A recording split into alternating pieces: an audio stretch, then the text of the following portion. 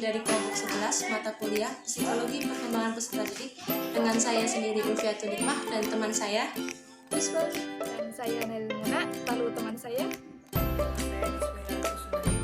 Santruk mengemukakan bahwa orang dewasa muda termasuk masa transisi, baik secara fisik, transisi secara intelektual, serta transisi peran sosial.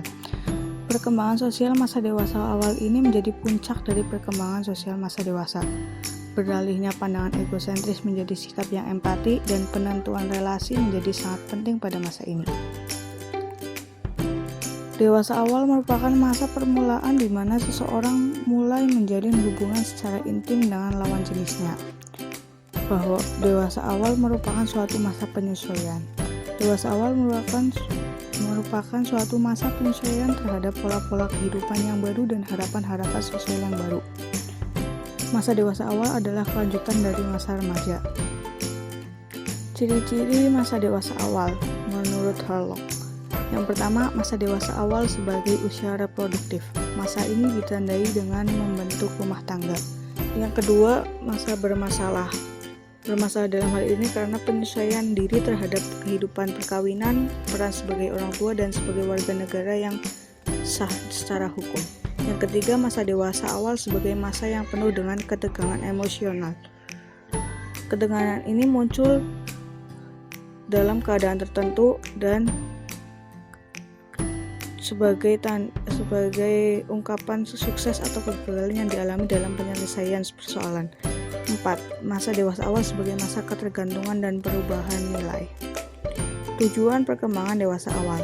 Yang pertama, memilih teman sebagai calon istri atau suami. Yang kedua, belajar hidup bersama dengan suami atau istri, lalu mulai hidup dalam keluarga atau hidup berkeluarga, lalu mengelola rumah tangga, mulai bekerja dalam suatu jabatan, dan mulai bertanggung jawab sebagai warga negara serta dalam keluarga.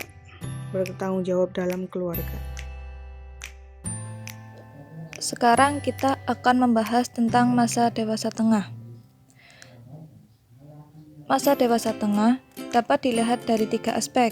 Yang pertama yaitu perkembangan fisik, perkembangan kognitif, hingga perkembangan sosial emosi.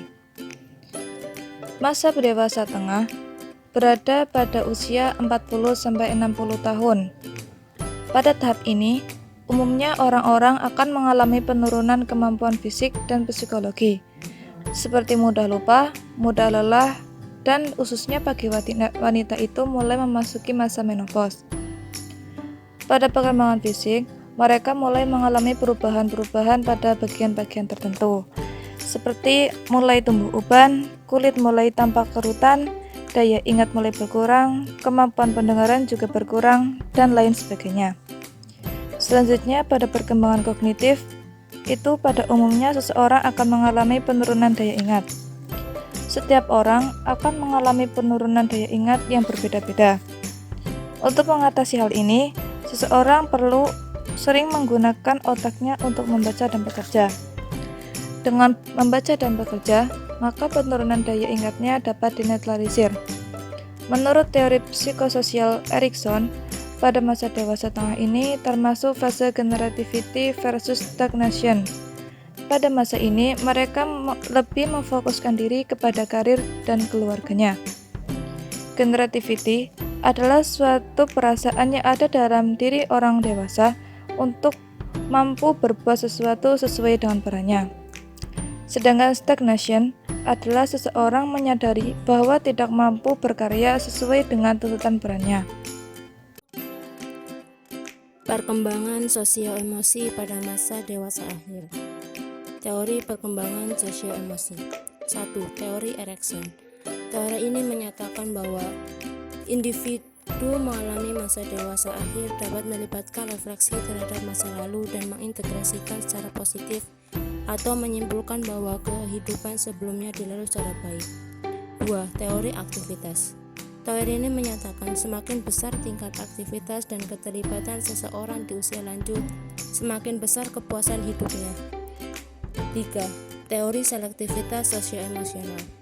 Teori ini menyatakan bahwa orang-orang lanjut usia menjadi lebih selektif dalam jaringan sosialnya, kepribadian, diri, dan masyarakat. Kepribadian yang penuh hati-hati dan ramah meningkat pada masa dewasa akhir. Tingkat kehati-hatian, extraversion, dan keterbukaan terhadap pengalaman. Stabilitas penghargaan diri menurun pada orang lanjut usia. Perubahan pada jenis penerimaan diri terjadi selama masa dewasa, sejalan dengan penerimaan diri yang ideal. Relasi keluarga dan sosial. Hampir 80% orang lanjut usia hidup dengan keluarga dan anaknya, karena relasi dari keluarga dan sosial sangat penting bagi mereka. Dukungan sosial berkaitan meningkatnya kesejahteraan fisik dan mental bagi para lanjut usia. Etnisitas, gender, dan budaya. Orang lanjut usia etnis minoritas menghadapi beban khusus, yakni mereka harus menghadapi beban ganda yang menyangkut ageisme dan rasisme. Memasuki usia lanjut lalu cenderung mengembangkan sifatnya lebih feminim mengasuh, sedangkan perempuan usia lanjut mengembangkan sifat maskulin. Cukup sekian dari kelompok kami. Kurang lebihnya mohon maaf. Terima kasih. Wassalamualaikum warahmatullahi wabarakatuh.